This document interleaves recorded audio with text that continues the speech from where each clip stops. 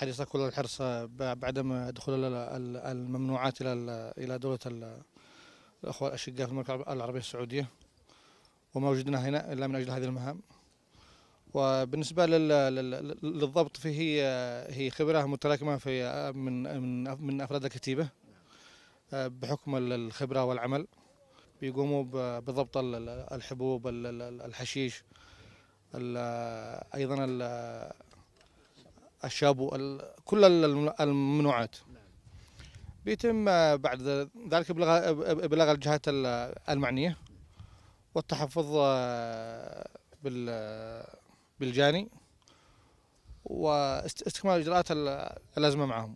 فيما يتم الضبط المضبوطات بيتم تحريزها وضبطها عبر لجنة مشكلة من الأشقاء، ويتم التحفظ مع بالجنة وأخذ الإجراءات الأولية معهم.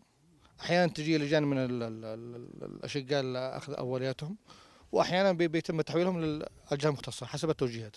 رسالة هامة إلى كل من تسول له نفسه، إحنا بالمرصاد، وبإذن الله بنكون أمامه حجر